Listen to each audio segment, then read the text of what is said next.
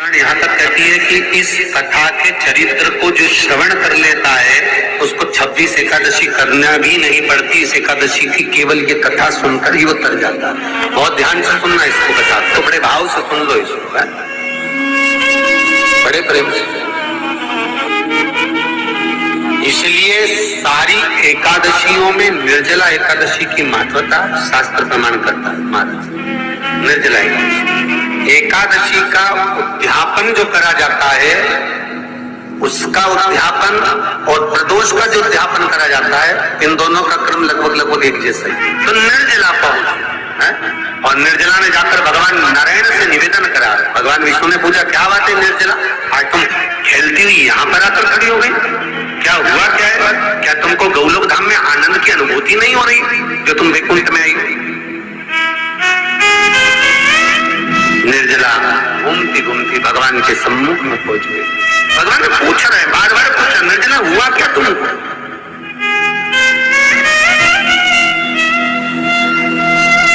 निर्जला एकादशी हुआ क्या है तुम? क्या कारण है तुम्हारे यहाँ आने का, वैकुंठ पहुंचने का? बहुत ध्यान देना महाराज।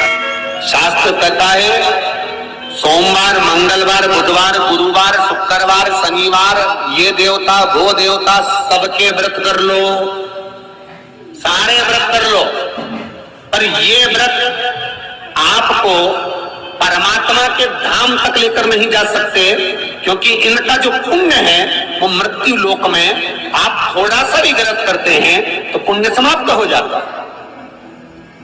पर हिंदू धर्म के 3 व्रत ऐसे बता दिए जिन व्रतों का पुण्य समाप्त नहीं हुआ।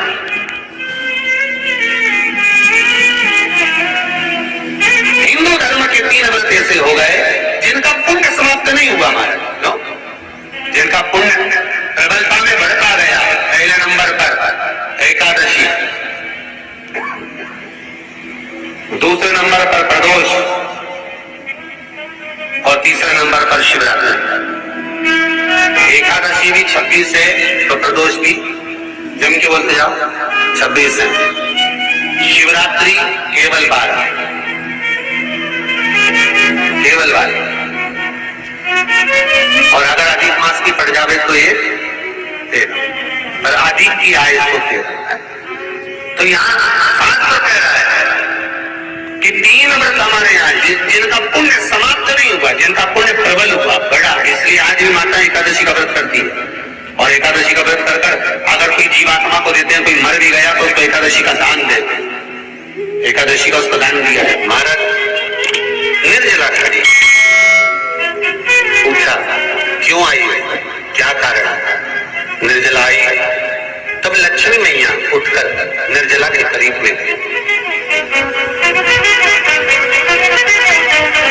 निर्जला बहुत सरल थी निर्जला। कहते हैं कामा एकादशी सबसे लंबी है। कौन सी एकादशी? कामा। फिर मोक्षदा उससे नीचे महाराज। और निर्जला जो है बिल्कुल छोटा स्वरूप है। निर्जला का मतलब देखा जाए तो केवल 2 चोटी करी हुई है। मस्तक पर बोर लगा हुआ है निर्जला के, माथे पर बिंदी लगी हुई है निर्जला के, सुंदर गले में तुलसी की मालाएं पहनी है निर्जला, हाथ में जो हाथ फूल जैसी माताएं पहले पहनती थी, आपको ध्यान में होगा, ऐसा बड़ा फूल होता था, अंगूठियां पड़ी होती थी, हाथ में ऐसा लगा रहता है। तो निर्जला हाथ फूल भी तुलसी के धारण करती, बड़ा सुंदर स्वरूप है माता निर्जला का महाराज। छोटी है तो माता लक्ष्मी उनके पास में गई और निर्जला से जाकर पूछा, निर्जला आने का कारण क्या है, तू बता। नारायण आपसे पूछ रहे हैं कि क्यों आई हो, किस लिए आई हो, क्या है तुम्हारे आने का कारण?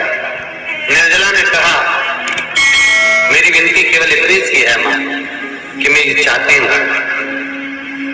कि मैं जीव के प्राण छूटने के बाद उसके प्राणों को जिस समय मैं लेकर जीवात्मा के प्राणों को परमात्मा तक भेजूं, वैकुंठ तक भेजूं, गौलोक धाम तक भेजूं, उस बीच में मुझे ले जाते समय कई नरक भी बीच में पड़ेंगे, कई स्थान ऐसे बेतरनी आदि आदि स्थान बीच में आएंगे, तो वो स्थान में मुझे रोका ना। धाम पहुंच जाऊं। ऐसी कृपा, ऐसी दया। जितनी माताएं एकादशी का व्रत करती, बहुत ध्यान से सुनना आज की कथा हो, शायद जिंदगी में मिली ना मिली, पर ये कथा का रिश्ता तो बहुत ध्यान से सुनना। स्कंद पुराण यहाँ तक कहती है कि इस कथा के चरित्र को जो श्रवण कर लेता है उसको 26 एकादशी करना भी नहीं पड़ती। इस एकादशी की केवल ये कथा सुनकर ही वो तर जाता है। बहुत ध्यान से सुनना इसको कथा को। सबसे पहला नियम एकादशी व्रत का, सबसे पहला नियम है कि आप जिस दिन व्रत करो उसके एक दिन पहले भक्ति का संचार इस हृदय में करो। भक्ति का संचार इस हृदय में कर लीजिए। जिस दिन आप व्रत करो, जैसे एकादशी का व्रत कर रहे हो, तो दशमी के दिन शाम का समय जब आवे, रात्रि जब होने लगे, शाम का समय आवे और रात्रि का आप जब भोजन ग्रहण करो तो उस भोजन में कोई ऐसा पदार्थ ग्रहण मत करिए जिस पदार्थ के कारण आपकी एकादशी बिगड़ जाए। कोई बेकार भोजन में ग्रहण नहीं करना, श्रेष्ठ भोजन ग्रहण करिए दशमी। और एकादशी का दूसरा नियम बहुत ध्यान से सुनिएगा। जिस दिन आपकी एकादशी का व्रत हो उस दिन प्रयास करिएगा कि अपने हाथ से किसी भी वृक्ष की कोई पत्ती टूटे ना। अपने हाथ से किसी भी वृक्ष की, पौधे की, किसी भी वृक्ष की पत्ती अपने हाथ से ना टूटे। बहुत ध्यान दीजिएगा महाराज। एकादशी का ये दूसरा नियम है कि अपने हाथ से किसी पौधे की, किसी वृक्ष की, किसी डाली की कोई पत्ती टूटे ना, कोई पत्ती ना टूटे, इसका प्रयास करिए।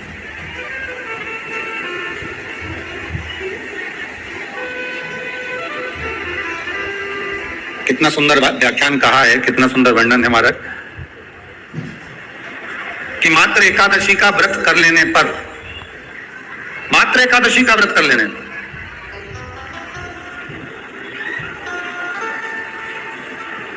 जो पूर्व में किया गया हमारा पाप कर्म है, हमने किसी जीव की हत्या करी है, हमने किसी को कष्ट प्रदान करा है, हमने किसी को अपशब्द कहा है, हमने किसी को ताने दिए, हमने किसी को आड़ा टेढ़ा कहा है, हमने किसी को गालियां दे दी है, मात्र एकादशी का व्रत ही कर लेने पर ये सारे जो दोष हैं वो समाप्त हो जाते हैं। सारे दोष हमारे समाप्ति पर आ जाते हैं।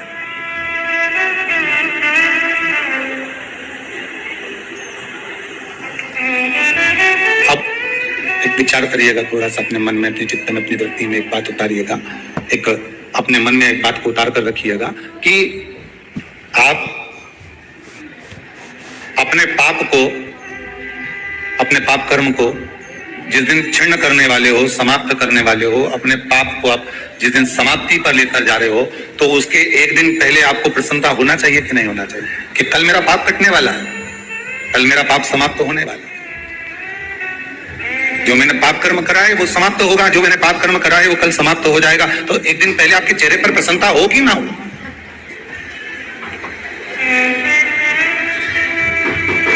और चेहरे पर वो प्रसन्नता आपके आना चाहिए कि कल मेरा एकादशी का व्रत है, आज